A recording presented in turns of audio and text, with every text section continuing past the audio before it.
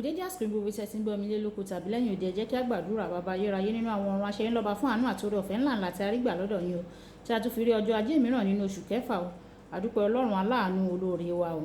A sì gbàdúrà pé ọ̀rọ̀ tí a ò gbọ́ lé ní kó má ṣe lòdì sí wa ní ọjọ́ ìdájọ́ o, nítorí tí a gbàdúrà ní orúkọ Jésù Kristi Olúwa wa. Àmín ní orúkọ Jésù. Ìwé ọ̀run ṣíṣí tí a tẹ ọwọ́ olùṣọ́ àgùntàn yín náà kọ Adéjàre Adébóyè kọ, èní ọjọ́ ajé ọjọ́ 24 oṣù kẹfà. Àkòrí tí a ò gbéyẹ̀wò sọ wípé àmì ẹranko náà apá kìíní. A mú àkọ́sórí wa nínú ìwé ìfihàn orí ìkẹtàlá ẹsẹ̀ ìkẹrìndínlógún. Ìfihàn orí ìkẹtàlá ẹsẹ̀ ìkẹrìndínlógún. Ó sì mú gbogbo wọn, àti kékeré àti ńlá, ọlọ́rọ̀ àti tálákà, òmìnira àti ẹrú, kí a fi àmì kan fún wọn ní ọwọ́ ọ̀tún wọn tàbí ní iwájú orí wọn.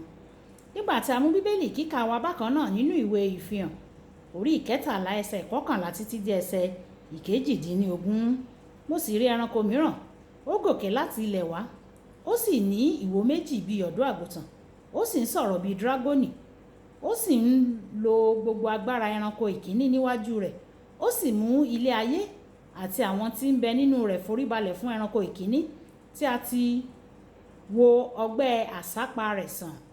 Ó sì ṣe ohun ìyanu ńlá, àní tí ó fi mú iná sọ̀kalẹ̀ láti ọ̀run wá sí ilẹ̀ ayé níwájú àwọn ènìyàn. Ó sì tan àwọn tí ń gbé orílẹ̀-èdè ayé jẹ o, nípa àwọn ohun ìyanu tí ó fi fún un láti ṣe níwájú ẹranko náà.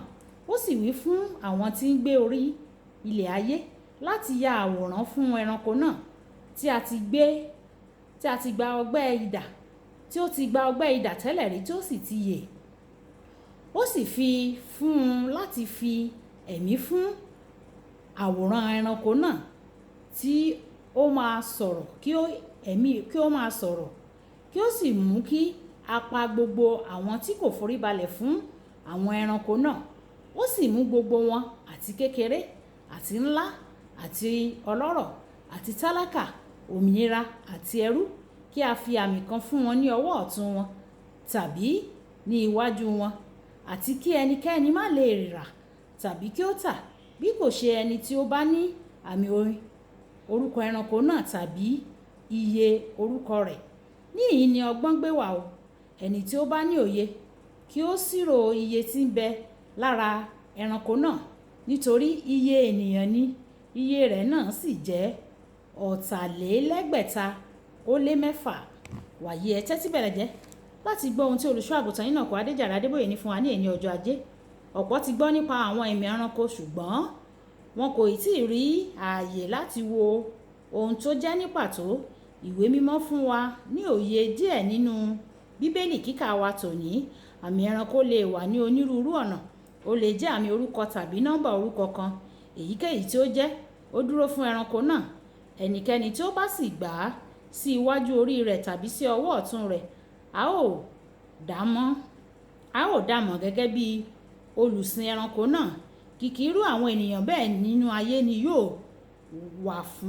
àyè yóò wà fún wọn láti rà, láti tà tàbí láti jẹ́ alábàápín nínú àwùjọ. Lẹ́yìn tí ìgbàsókè bá ti ṣẹlẹ̀, ẹnikẹ́ni tó bá kọ̀ láti gba àmì ẹranko náà ni yóò lé o, tí wọn yóò sì pa.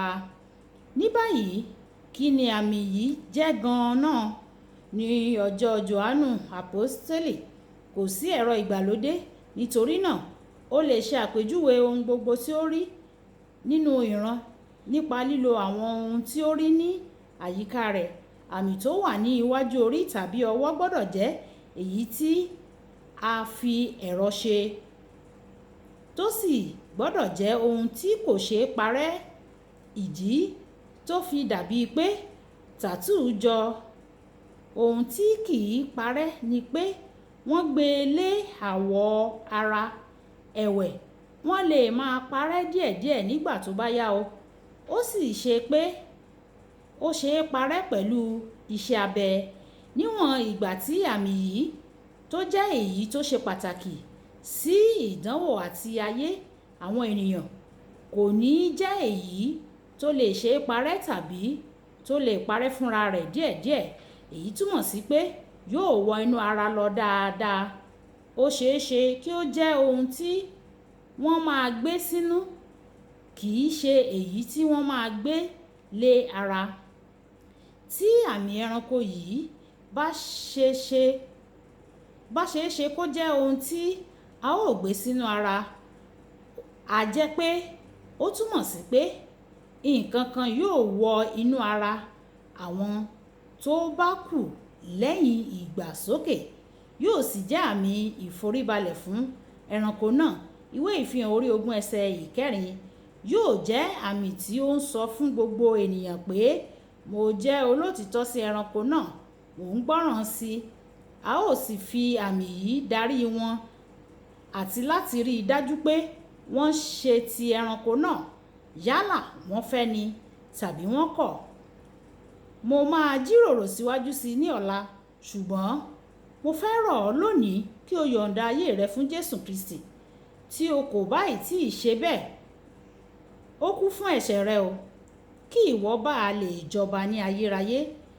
Má jẹ́ kí ètùtù rẹ̀ kí ó lọ lásán lórí rẹ.